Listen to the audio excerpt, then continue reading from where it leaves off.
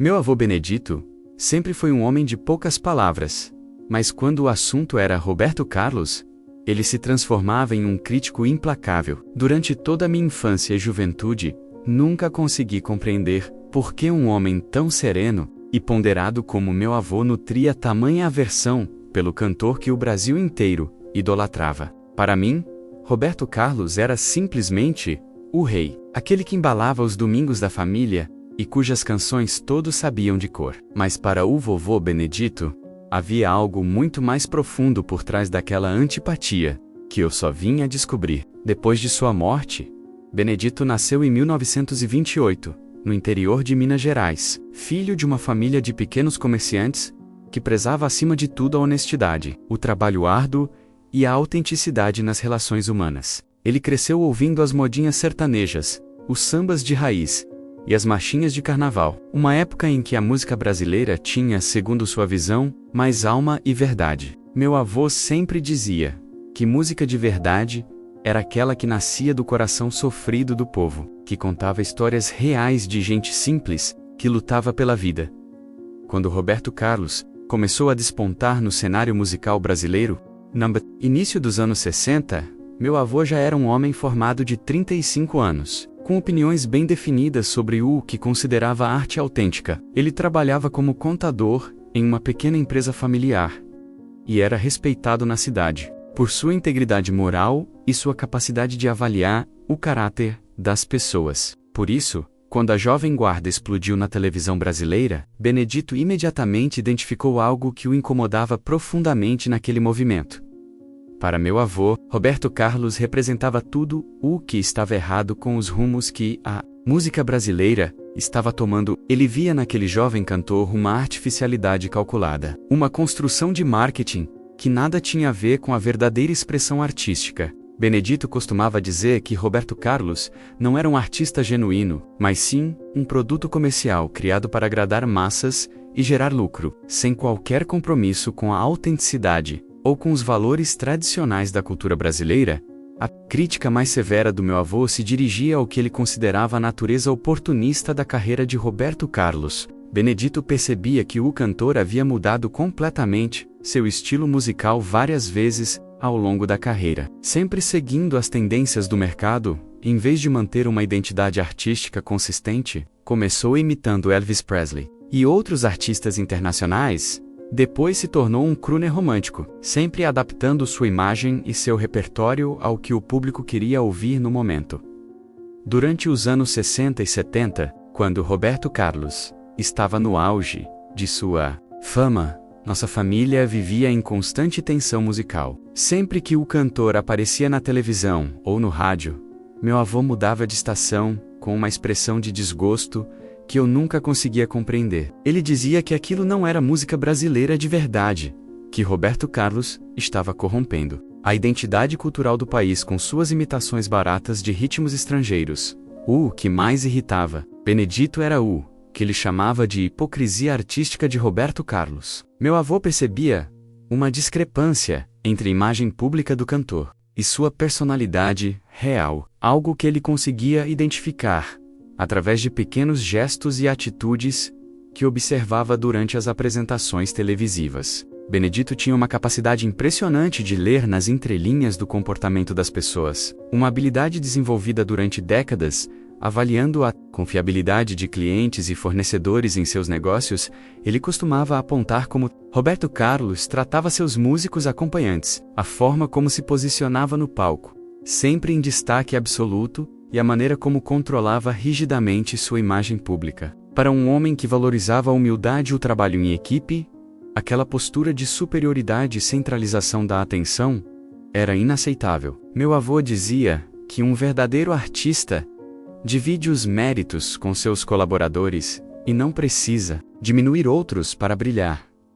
Durante minha adolescência, eu defendia Roberto Carlos sempre que meu avô fazia suas críticas. Para mim, o sucesso do cantor falava por si só, e eu não conseguia entender como alguém podia questionar o talento de uma pessoa que vendia milhões de discos e lotava estádios pelo mundo inteiro. Achava que meu avô estava sendo antiquado e preconceituoso, preso a uma visão ultrapassada sobre o que deveria ser a música brasileira. A tensão em casa aumentava durante os especiais de fim de ano da Rede Globo, quando Roberto Carlos dominava a programação televisiva. Enquanto toda a família se reunia para assistir ao show, meu avô se isolava em outro cômodo, recusando-se a participar daquilo que considerava uma celebração de valores falsos. Ele dizia que não conseguia entender como as pessoas podiam se emocionar com canções que, segundo sua percepção, eram vazias de conteúdo e fabricadas apenas para o consumo de massa. Benedito também criticava duramente que considerava o lado comercial excessivo da carreira de Roberto Carlos. Ele percebia que cada música lançada pelo cantor vinha acompanhada de uma estratégia de marketing sofisticada, com produtos licenciados, campanhas publicitárias e uma máquina promocional, que transformava arte em mercadoria. Para um homem que cresceu valorizando a simplicidade e a autenticidade, aquela comercialização desenfreada era uma traição aos verdadeiros propósitos da música. Durante os anos 80 e 90, quando Roberto Carlos já era uma instituição, na música brasileira meu avô manteve sua posição crítica inalterada. Ele acompanhava discretamente a carreira do cantor, não por admiração, mas por uma curiosidade analítica sobre como aquela figura conseguia manter sua popularidade por décadas. Benedito desenvolvia teorias cada vez mais elaboradas sobre os mecanismos de construção e manutenção da fama de Roberto Carlos. Uma das observações mais perspicazes do meu avô era sobre o controle obsessivo que Roberto Carlos exercia sobre sua imagem pública. Benedito notava que o cantor nunca se expunha em situações onde não tivesse total controle da narrativa, que evitava entrevistas profundas e que mantinha sua vida pessoal completamente blindada da mídia. Para ele, isso revelava uma personalidade que temia que a verdade por trás da imagem construída pudesse prejudicar sua carreira. Meu avô também criticava que considerava a falta de posicionamento político e social de Roberto Carlos. Durante décadas de ditadura militar, crises econômicas e transformações sociais no Brasil, Benedito percebia que o cantor sempre se manteve numa posição neutra e comercialmente segura, nunca se arriscando a defender causas importantes ou a usar sua influência para promover mudanças positivas na sociedade brasileira. A morte do meu avô, em 2015, aos 87 anos, deixou toda a família devastada. Benedito era o patriarca respeitado, o homem cujos conselhos sempre eram procurados e cuja sabedoria era reconhecida por todos. Durante o período de luto, começamos a organizar seus pertences pessoais. E foi nesse momento que descobri a verdadeira razão por trás de sua antipatia por Roberto Carlos.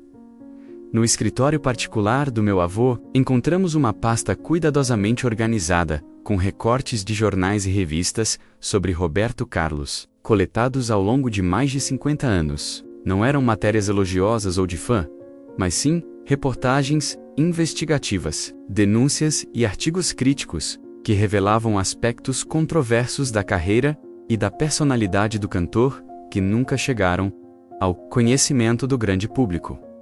Entre os documentos, encontramos várias matérias sobre as batalhas judiciais de Roberto Carlos contra biógrafos e jornalistas que tentaram contar sua história real, incluindo o caso da proibição do livro Roberto Carlos em detalhes. Meu avô havia acompanhado atentamente essas polêmicas, vendo nelas a confirmação de suas suspeitas sobre o caráter controlador e autoritário do cantor.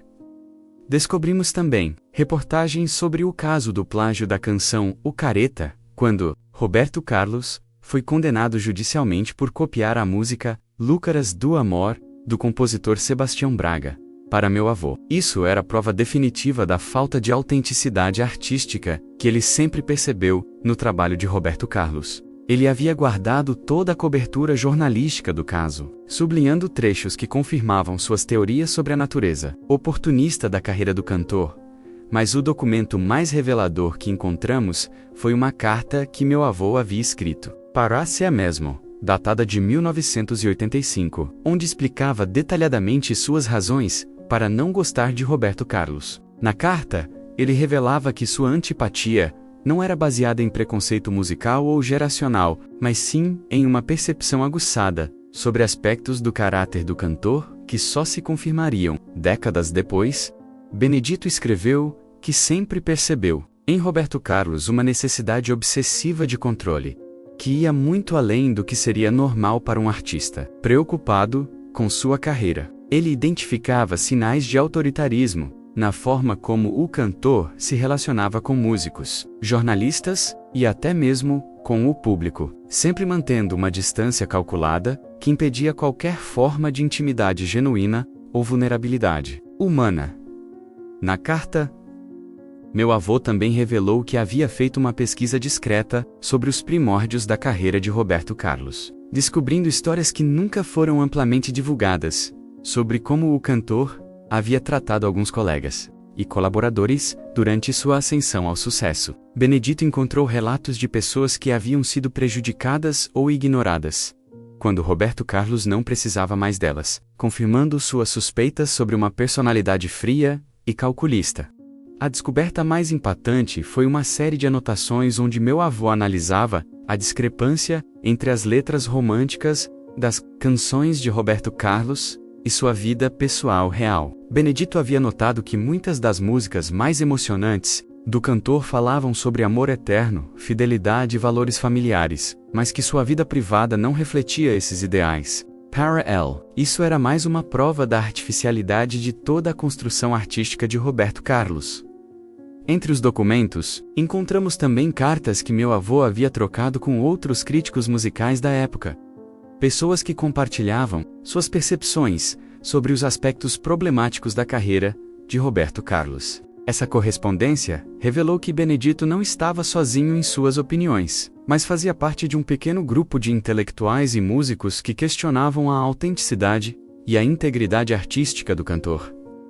Uma das cartas mais foi enviada por um músico profissional que havia trabalhado brevemente com Roberto Carlos no início dos anos 70. O músico relatava experiências pessoais sobre o comportamento autoritário e desrespeitoso do cantor nos bastidores, confirmando muitas das suspeitas que meu avô havia desenvolvido apenas observando apresentações públicas.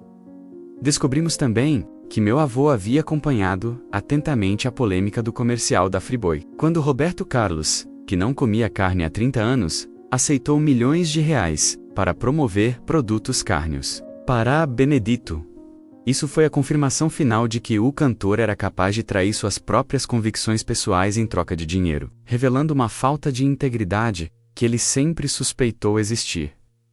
À medida que eu lia todos aqueles começava a compreender a profundidade da análise que meu avô havia feito sobre Roberto Carlos ao longo de décadas. Não se tratava de birra ou preconceito, mas sim de uma avaliação cuidadosa e fundamentada sobre aspectos do caráter do cantor que a maioria das pessoas preferia ignorar. Devido ao fascínio exercido por sua fama e sucesso, a pasta também continha análises detalhadas sobre os múltiplos processos judiciais que Roberto Carlos moveu contra pessoas que tentaram escrever sobre sua vida, algo que meu avô interpretava como uma tentativa sistemática de controlar não apenas sua imagem pública, mas também a própria história da música brasileira.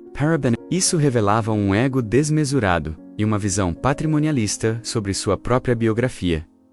Em suas anotações finais, datadas poucos meses antes de sua morte, meu avô escreveu que sempre esperou que um dia a verdade sobre o caráter de Roberto Carlos viesse à tona, mas que provavelmente isso só aconteceria depois que ele não estivesse mais aqui para presenciar. Benedito demonstrava uma tristeza genuína por ver como o público brasileiro havia sido seduzido por uma construção artificial, ignorando artistas mais autênticos e talentosos que mereciam reconhecimento. A descoberta desses documentos transformou completamente minha percepção sobre meu avô e sobre Roberto Carlos. Percebi que Benedito não era um velho ranzinza que criticava por criticar, mas sim um homem extremamente perspicaz que conseguiu enxergar, através da fachada cuidadosamente construída de uma das maiores celebridades brasileiras, sua capacidade de análise psicológica e social estava décadas à frente de seu tempo. Comecei a pesquisar mais profundamente sobre os temas que meu avô havia documentado, e descobri que muitas de suas percepções estavam sendo confirmadas por análises acadêmicas e jornalísticas contemporâneas. Estudos sobre a construção da imagem pública de Roberto Carlos revelavam exatamente os mecanismos de controle e manipulação que o Benedito havia identificado intuitivamente décadas antes. Também descobri que alguns dos casos judiciais mencionados por meu avô haviam se tornado símbolos da discussão sobre liberdade de expressão e direito à informação no Brasil. O comportamento litigioso de Roberto Carlos contra biógrafos e jornalistas era citado como exemplo de como o poder econômico pode ser usado para silenciar vozes críticas e controlar narrativas históricas. A mais dolorosa das descobertas foi perceber quantas oportunidades eu havia perdido de ter conversas profundas com meu avô sobre esses temas. Durante anos, desqualifiquei suas opiniões como preconceito geracional, quando na verdade, ele possuía uma compreensão sofisticada sobre mecanismos de construção de imagem, manipulação midiática e psicologia das celebridades, que eu só vinha a valorizar depois de sua morte. Hoje, quando ouço as músicas de Roberto Carlos, não consigo mais ter a mesma percepção ingênua de antes. As palavras do meu avô ecoam em minha mente, fazendo-me questionar a autenticidade daquelas emoções cantadas, a sinceridade daquelas declarações de amor eterno e a genuinidade daquele sucesso construído ao longo de décadas. Não que eu tenha passado a odiar o cantor como meu avô, mas desenvolvi um olhar muito mais crítico e analítico sobre sua figura pública. A lição mais importante que tirei de toda essa descoberta foi sobre a importância de dar valor às percepções das pessoas mais velhas, especialmente quando elas têm experiência de vida suficiente para enxergar além das aparências superficiais. Meu avô passou a vida observando e analisando comportamentos humanos, desenvolvendo uma sabedoria que eu só vinha a reconhecer depois que não podia mais aprender diretamente com ele. Percebi também como é fácil ser seduzido pelo sucesso e pela fama, ignorando aspectos problemáticos do caráter das pessoas, quando elas ocupam posições de destaque na sociedade. O caso de Roberto Carlos me ensinou que devemos sempre manter um olhar crítico sobre figuras públicas, independentemente de quão populares ou bem-sucedidas elas sejam. A pasta de documentos do meu avô se tornou um tesouro familiar, que preservamos com muito carinho. Ela representa não apenas uma análise crítica sobre Roberto Carlos, mas principalmente um exemplo de como uma pessoa comum, armada apenas de inteligência e observação cuidadosa, pode desenvolver insights profundos sobre questões complexas relacionadas à cultura, sociedade e natureza humana. Atualmente, quando discuto música brasileira com outras pessoas, sempre menciono as percepções do meu avô sobre Roberto Carlos, não para diminuir o cantor ou sua obra, mas para estimular reflexões mais profundas sobre a diferença entre sucesso comercial e autenticidade artística, entre imagem pública e caráter real, entre popularidade e integridade pessoal. O legado mais valioso que meu avô me deixou através desses documentos foi a importância de manter sempre um pensamento crítico e independente, de não me deixar levar pelas aparências e de ter coragem de questionar figuras que a sociedade considera intocáveis. Benedito me ensinou que a verdadeira sabedoria está na capacidade de enxergar além do óbvio e de manter posições baseadas em análise cuidadosa, mesmo quando elas vão contra a opinião majoritária.